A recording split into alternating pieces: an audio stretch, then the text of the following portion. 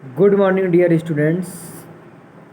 मैं प्रशांत सर आज class 10th के बच्चों को भौतिक विज्ञान का पहला चैप्टर प्रकाश का परावर्तन तथा अपवर्तन, आज इसके बारे में देखिए। समय कम है तो सिर्फ इम्पोर्टेंट डिफिनीसन के बारे में ही चर्चा की जाएगी जो पेपर में पूछा जाता है और जिसके पेपर में आने के चांस हैं। जिन बच्चों ने नोट्स बना लिया है वो बच्चे ये ना सोचें, आप लोग इसको रिवीजन के तौर पर इसको नोट्स फिर नोट कर लीजिए कॉपी में। और आज हम बात करते हैं प्रकाश के बारे में। प्रकाश मीन्स होता है लाइट। लाइट के बारे में हम लोग जानते हैं कि जो प्रकाश होता है ये तरंगों के रूप में चलता है। प्रकाश जो होता है वह तरंगों के रूप में आपका चलता है। साधारण प्रकाश सीधी रेखा में भी चलता है। चमकदार तलों पर प्रकाश का परावर्तन मतलब क्या होता है? रिफ्लेक्शन। परावर्तन मीन्स क्या होता है? रिफ्लेक्शन।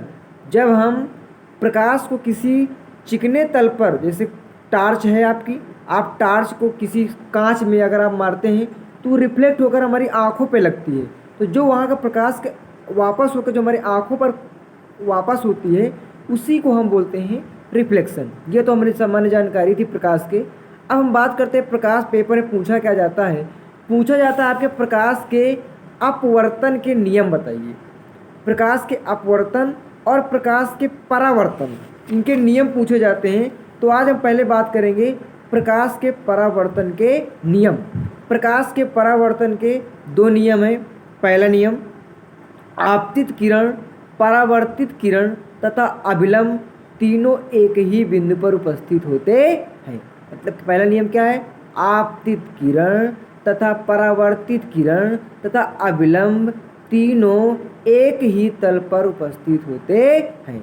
दूसरा क्या होता है? दूसरा नियम होता है आपका आपतन कोण। आपतन कोण को हम साइन आई से लिखते हैं।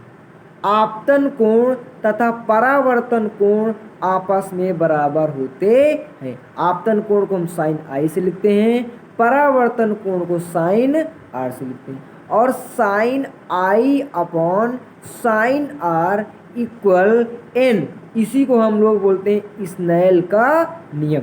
इसी को हम लोग स्नेल का नियम बनते हैं। मतलब आपतन कोण और परावर्तन कोण के अनुपात को ही हम लोग क्या बोलते हैं? स्नेल का नियम।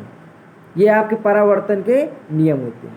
दूसरी बात हम बात करते हैं, इसी में परिभाषा बहुत पूछी जाती है कि वक्रता त्रिज्या और फोकस दूरी में क्या संबंध होता है।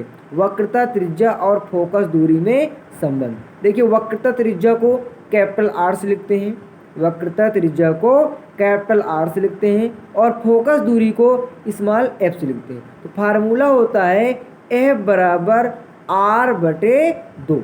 एफ बराबर आर बटे 2, अर्थात हम कह सकते हैं किसी दर्पण की फोकस दूरी वक्रता त्रिज्या के आधी होती है।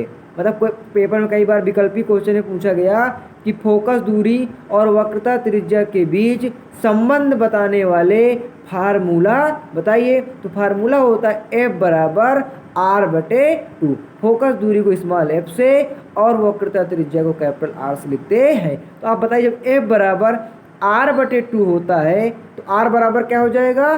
2f।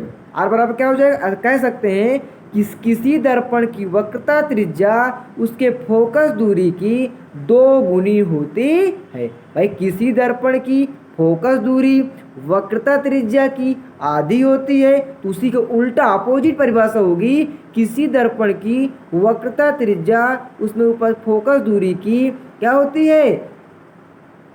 दुगनी होती है।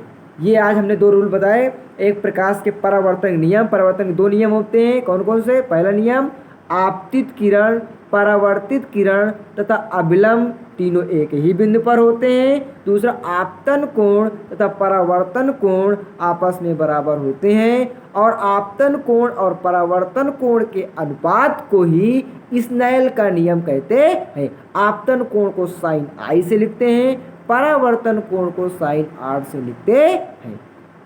ये आपके आज 3 डिफिनीशन के बारे में, पहला स्नेल का नियम, वक्रता, त्रिज्या और फोकस दूरी में संबंध, और प्रकाश के परावर्तन के नियम, इन तीनों परिभाषाओं के बारे में चर्चा किया। और तीनों ही इस चैप्टर के पेपर में दृष्टि में इंपॉर्टेंट है, इन्हीं से आपके पेपर में बनता है।